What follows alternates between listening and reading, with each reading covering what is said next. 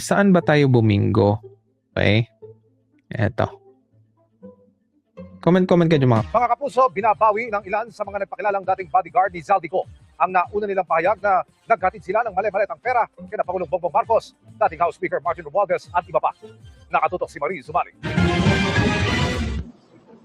Noong February 2026, lumabas sa publiko ang 18 mga lalaking nagpakilalang dating security ni dating Congressman Zaldico, ang ilan sa kanila mga dating Marines. Sa kanilang affidavit, sinabi nilang naghatid umano sila ng mali-maletang Yan yung mga pictures na inanalyze natin mga kaloys, di ba? Na nahuli natin. pera kina dating Speaker Martin Romualdez, kay Ko, at maging kay Pangulong Bongbong Marcos. Apat sa kanila humarap sa akin kanina. Ang sinabi nila sa akin, binabawi na nila ang mga nauna nilang sinabi at kwento. Gusto lang po namin mag-recant po ma'am at para mabinabawi na po namin yung mga unang salaysay namin. At gusto na namin po manahimik dahil sa ngayon ay tad kami ng mga kaso, mga banta sa buhay namin. So ito mga kaloys, tad na daw sila ng mga kaso, may banta pa raw. I don't think so may banta sa inyo. Kaso. Okay? Walang pondo. Right? Ano yung analysis natin dito before mga kaloys? Di ba sabi ko nga sa inyo na eto na nga, di ba i-analyze niyo muna kung bakit sila naging witness, di ba? 18, di ba? Ayaw nilang mag-individual na affidavit, talagang grupo.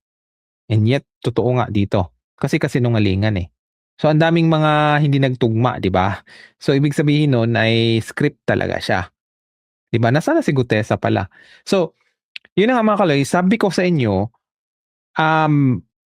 what's the probability na talagang pera ang habol nila?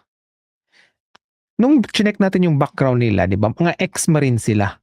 Yun pala ay hindi talaga sila retired, kumbaga natanggal sila sa serbisyo kasi pasaway sila. Yung iba nag-aul pa nga. So ibig sabihin, wala talaga silang hanap buhay, hindi sila consistent sa kanilang kita.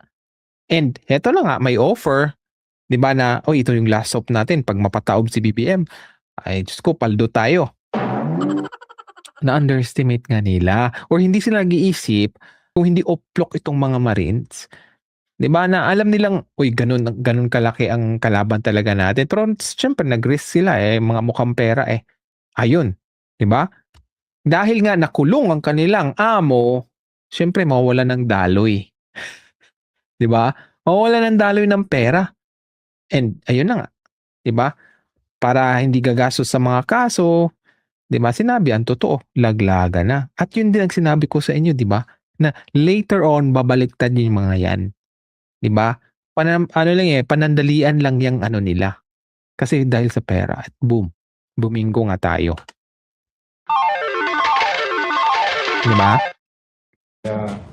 Pag-isip-isipan namin na binabawi na po namin yung mga salaysay po namin.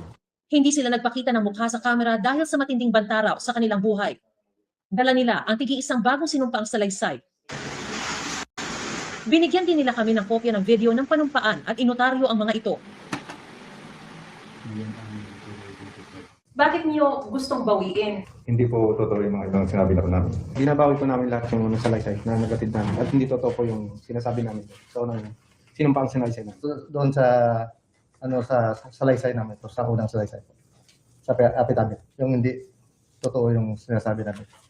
Bakit niyo ngayon sinasabi na hindi totoo? Pero noon kasi pinanindigan niyo Parang naguguluhan pa kami noon. Tapos ang nagawa ng affidavit namin po ay hindi kami po.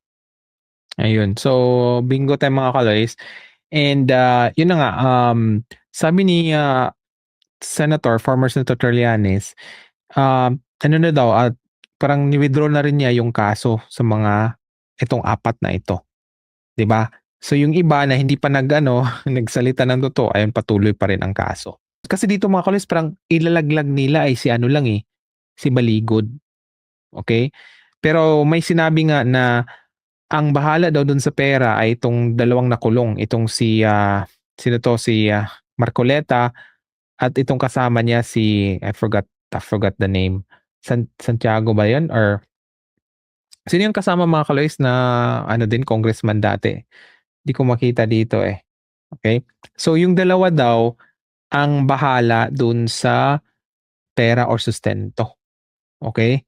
Pero sa tingin ko ang mayari talaga dito ay itong si si Baligod, parang ilalaglag na. So hugas kamay itong si Marcoleta at itong isang dating congressman, 'di ba?